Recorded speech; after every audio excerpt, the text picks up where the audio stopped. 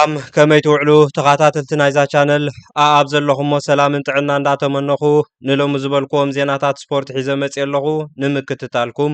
ብክብሪ ዕድም ክለብ ማንቸስተር ዩናይትድ ንኣገዳሲ ተፃዋታይ ፖርቱጋላዊ ብሩኖ ፈርናንደዝ ሓድሽ ውዕል ንምሃብ ኣብ ዝግበር ዘሎ ዘተ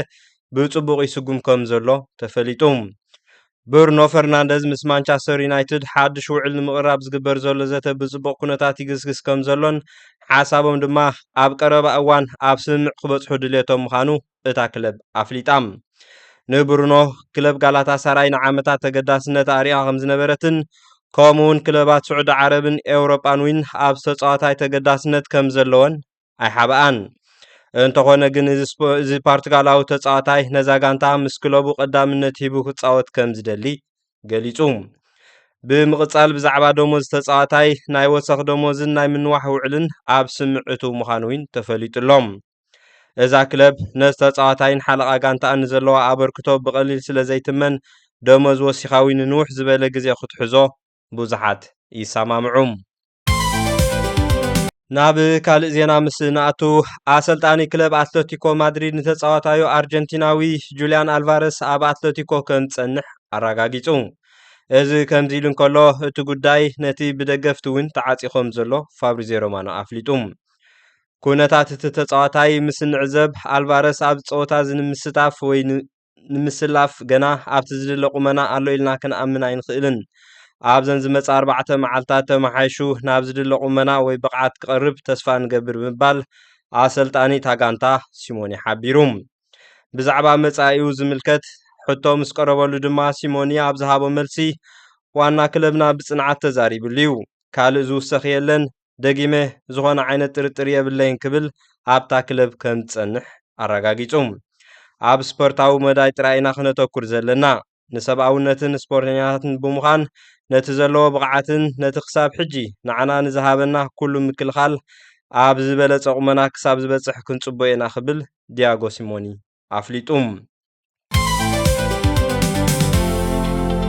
ሓያልን ኣካታዕን ኮይኑ ዝቐነየ መስርሕ ምስግጋር ባርሰሎናን ማንቸስተር ሲቲን ንዝውውር ሮድሪ ዝምልከት ኩሉ ወግዓዊ ሰነዳት ተፈራሪሞም ከም ዝወድኡ ፋብሪዚዮ ሮማኖ ኣፍሊጡ ኣብ መንጎ ክልቲአን ክለባት ብዝተገብረ ስምምዕ 60 ሚልዮን ዩሮ ተወሳኺ ድማ 16 ሚልዮን ወሰኺ ውዕል ከም ዘለዎን ኣፍሊጠን ኣለዋ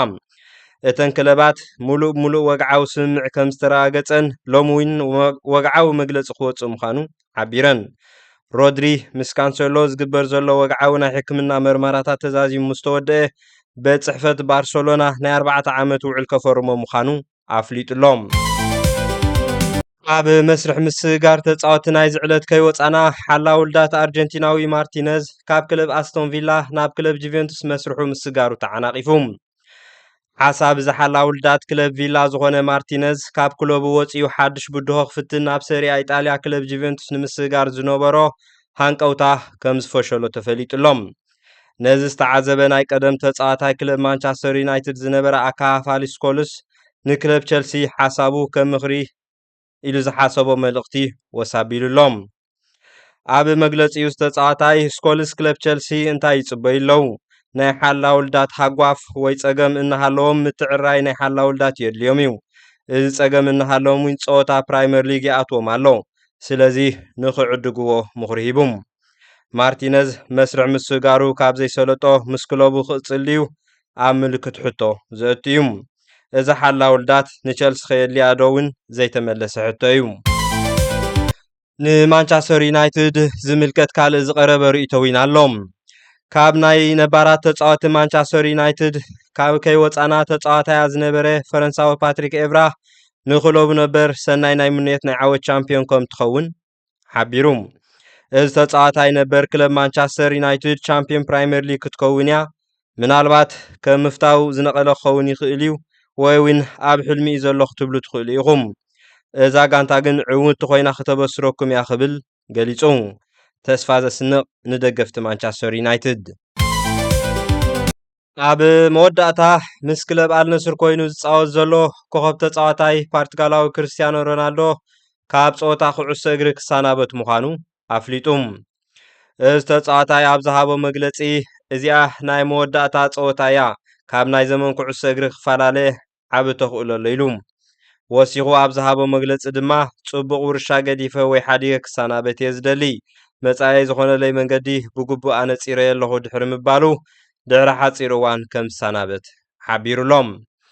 ንሎሚ ኣዳልዮም ዝነበርኩ ዜናታት ስፖርት ነዚ ይመስሉ ነይሮም። ነዚ ቪድዮ እንተፈቲኹሞ ሳብስክራይብ፣ ላይክ፣ ሸር፣ ኮመንት ብምሃብ ኣተባብዑኒ። ኣብ ቀጻሊ ብኻልእ ቪድዮ ክንራኸብ ኢና። ክሳብ ሽዑ ግን ሰሰናዩ።